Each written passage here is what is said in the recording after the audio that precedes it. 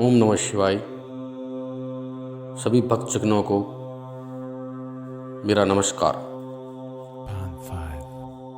शिव एक शक्ति है, यह सभी जानते हैं। सभी भक्तों का अगर कोई दुख हर सकता है तो वो शिव है। इसीलिए शिव को देवों का देव कहा जाता है।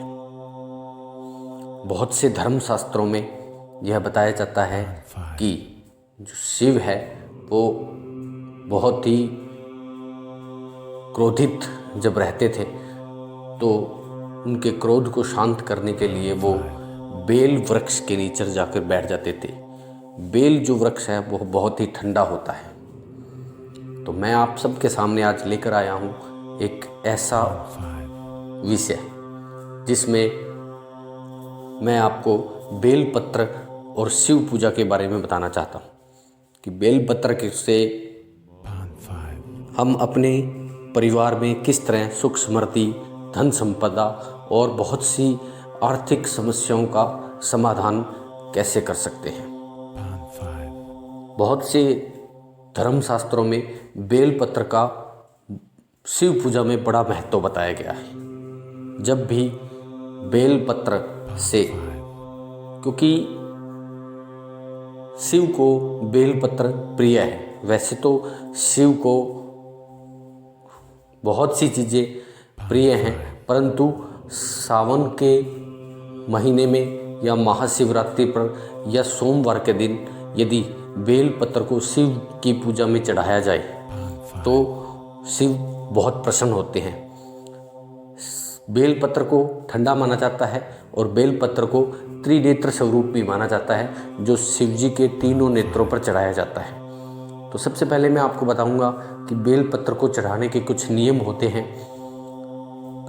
इसमें बेलपत्र को सबसे पहले तो बेलपत्र को जब चढ़ाया जाता है तो अकेला बेलपत्र नहीं चढ़ाया जाता, बेलपत्र के साथ जल चढ़ाना अति आवश्यक है।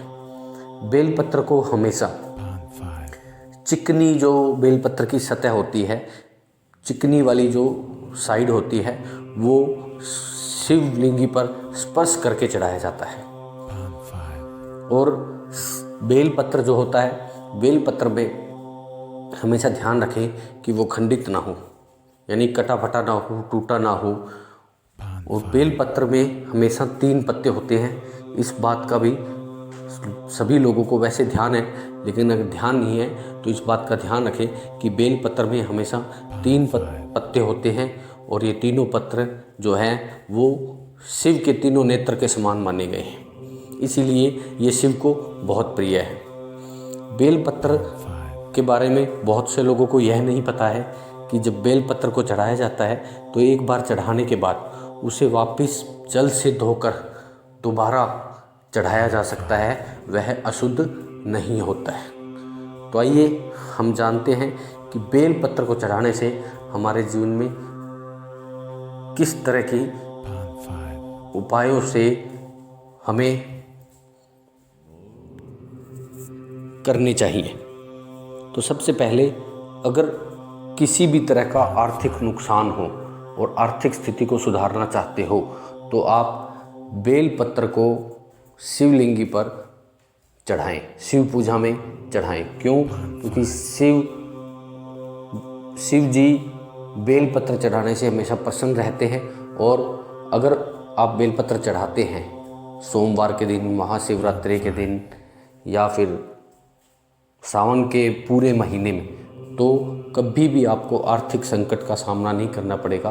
और जो बेलपत्र शिव के चढ़ाए हुए हैं उन बेलपत्रों को आप अपने घर पे लाकर उस पर चंदन से ओम लिख के और दूध से भरे लोटे में डुबाकर अपनी तिजोरी में रख लें, तो कभी भी आपको आर्थिक संकट का सामना नहीं करना पड़ेगा। यदि आपको आपके दाम्पत्य संबंध में किसी तरह की कोई परेशानी है तो आप अपनी पत्नी या पति के साथ मिलकर शिव जी की पूजा करें, अभिषेक करवाएं और बेलपत्र के साथ, विशेषकर बेलपत्रों से अभिषेक करें और बेलपत्र चढ़ाएं। यदि किसी भी दाम्पत्य को संतान का सुख नहीं मिला है तो वो इस बेलपत्र को चढ़ाएं और 108 बार ओम नमः शिवाय हर सोमवार के समय आप यह उपाय कर सकते हैं। इससे भी आपको काफ़ी फायदा हो सकता है। तो बेलपत्र को यदि आप आक के पत्ते के सही साथ यानी जोड़े से आक का पत्ता और बेलपत्र दोनों साथ चढ़ाएं तो जीवन में कभी भी आपको आर्थिक संकट का सामना नहीं करना पड़ेगा। हमेशा धन संपदा और सुख समृद्धि से भरे रहेंगे। इसी कड़ी में मैं आपको बता दूं कि अब हमेशा यह श्रृंखला जारी रहेगी और शिव पूजा में हम क्या क्या चढ़ाने पर हमें क्या क्या